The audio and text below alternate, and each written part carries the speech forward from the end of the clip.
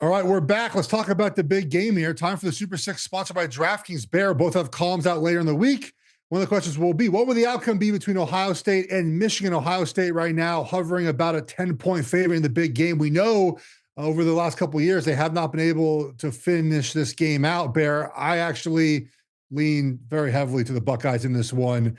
I'll kick it to you first. What do you think about this matchup? Yeah, I do too. Certainly, as we record this on Monday, there's certainly rumors and things circulating about the status of both Jeremiah Smith and Carnell Tate and their availability and contribution level to this game. And obviously, that would be a big loss if either of them are either out or not 100%. Feels more like an under game to me because either of those guys are out. Yeah, I would expect Ohio State to play a little bit more ball control, and I don't know how many points Michigan is scoring to begin with. So sitting here on Monday, I would be looking for under 44.5 as my bet on this game. This could easily go to 43 or lower, especially if some of the things that we're hearing about, Bear, when you get texts and I get texts about somebody, There's definitely some smoke there. I got one guy who says Jeremiah Smith, he's 50-50 to play. One guy said it was worse. I don't know. We're going to find out over the course of the week. You'll hear more. I'm sure I'm going to hear more. It sounds a little more positive on Tate, though. They expect to have Tate out there. With Smith, there's not this optimism, at least yet. But again, it's Monday. This game is on Saturday. Point spread down to 9.5 at Pinnacle, which is a big broker in this market. So to come through the 10 is pretty impressive early in the week. Opened 11 offshore, and now we're at 10 at most books, 9.5, though, at Pinnacle. Hard to imagine it gets much lower. But then again, if Jeremiah Smith doesn't play, they're going to bet Michigan more.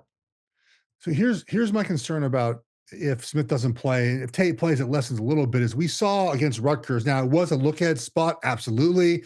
You didn't have your two wide receivers, but it wasn't as clean up front. I mean, the Ohio State offensive line is not what it was last season, guys. And this is a problem if they try to muck this game up like they did last year, right? They tried to run the football, control the line of scrimmage, and what did Michigan do? Thank you. This is the game we want to play this ugly game. So if they're out their wide receivers and they try to play that style of game again, that's not really what they want to be, I think, right, against Michigan. So look, I think the injury news will matter throughout the week. If Tate's back, you feel much better about it. But I was a little bit unimpressed with the Ohio State offense against Rutgers. Again, look ahead spot, fair to talk about that in college football.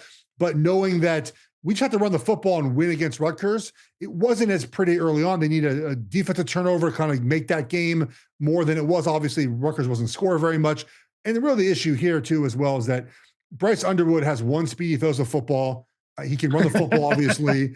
And I think Matt Patricia against the Michigan offense is a big advantage for the Ohio State defense. So, to your point about the under, it's very likely this game is sort of a very tight, low-scoring game if Ohio State's wide receivers are not available. If Michigan pulls the upset, are the Wolverines in the college football playoff? Do they jump all over the two Big 12 teams, Miami and Vandy?